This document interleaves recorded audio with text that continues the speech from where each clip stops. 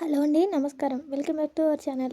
హడావిడేం లేకుండా morning tiffin బాక్స్లోకి 10 minutes అయిపోయే ఈ రెసిపీ ఒకసారి ట్రై చేయండి. అందరికి తప్పకుండా నచ్చుతుంది. మళ్ళీ ఈ వర్షాలకు వేడివేడిగా ఒక్క ముద్ద తింటే ఆహా అనాల్సిందే. స్పైసీగా సూపర్గా ఉంటుంది. అది ఎలా చేసుకుందామో చూసిద్దాం రండి. దానికోసం ముందుగా స్టవ్ ఆన్ చేసుకొని దీంట్లోకి 2 టేబుల్ స్పూన్ల ఆయిల్ అనేది వేసుకోవాలి. ఆయిల్ హీట్ అయిన తర్వాత ఆవాలు, జీలకర్ర, పప్పు దినుసులు ఇవన్నీ ఏవైనా వేసుకోవచ్చు. ఇంకా పచ్చెనపప్పు వేసుకుంటే టేస్ట్ బాగుంటుంది. ఈ పోపు దినుసులన్నీ వేగిన తర్వాత దీంట్లోకి పచ్చిమిర్చి, ఉల్లిపాయలు, కరివేపాకు, ఎండుమిర్చి ఇవన్నీ వేసుకొని ఒకసారి ఇలా కలిసేటట్లు కలుపుకోవాలి. దీంట్లోనే ఎల్లిపాయ కూడా వేసుకోవాలి. ఎల్లిపాయ లేకుంటే అల్లం వెల్లుల్లి పేస్ట్ కూడా వేసుకోవచ్చు. అల్లం వెల్లుల్లి పేస్ట్ వేసుకొని ఇలా పచ్చివాసన పోయేలా ఒకసారి ఇలా మొత్తం కలిపేసుకొని దీంట్లోకి మనం ముందుగానే సన్నగా కట్ చేసి పెట్టుకున్న బంగాళదుంపలు వేసుకోవాలి. ఇవి వేసుకొని మళ్ళీ మొత్తం కలిసేటట్లు ఇలా కలుపుకోవాలి. ఇలా కలిపేసుకొని దీంట్లోకి చిటికెడు పసుపు అనేది వేసుకొని మొత్తం మళ్ళీ కలిసేటట్లు సేమ్ అలానే కలిపేసుకొని ఒక 2 మినిట్స్ అట్లా వదిలేయాలి. మంచిగా ఆయిల్లో ఫ్రై కానివ్వాలి.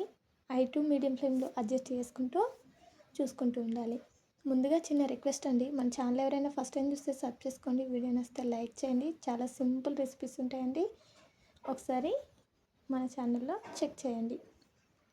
తర్వాత చూడండి, ఇలా ఆయిల్ అంతా సపరేట్ అవుతూ మంచిగా ఫ్రై అయిపోతున్నాయి.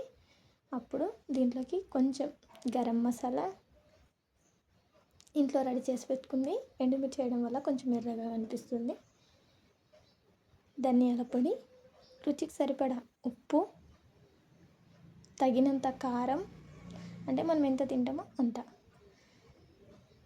వేసుకొని మొత్తం ఇలా కలిసేటట్లు మళ్ళీ కలుపుకోవాలి.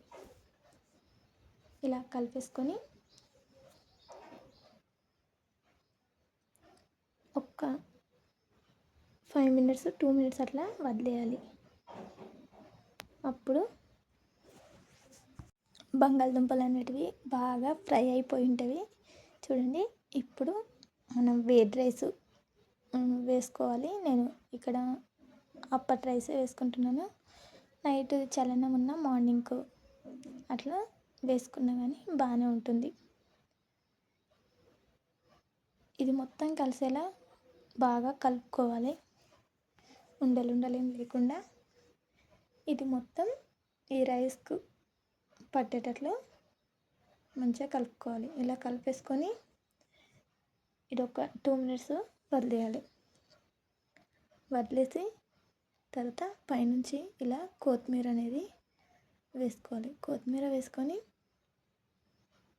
మళ్ళీ ఇలా అది కొత్తిమీర అనేది మొత్తం దీనికి పట్టేటట్లు కలుపుకోవాలి. అప్పుడు ఈ కొత్తిమీర ఫ్లేవర్ తోటి బాగుంటుంది. అక్కడక్కడ టచ్ అయితే ఇలా మొత్తం కలిపేసుకొని దీన్ని డైరెక్ట్ ఇందులోనే పిండుకొని నిమ్మకాయ రసం పిండుకొని సర్వ్ చేసుకుంటే ఒక ఉల్లిపాయ కూడా పక్కన పెట్టుకొని తింటే ఎంతో టేస్టీ అయినా ఈ ఫ్రైడ్ రైస్ రెడీ.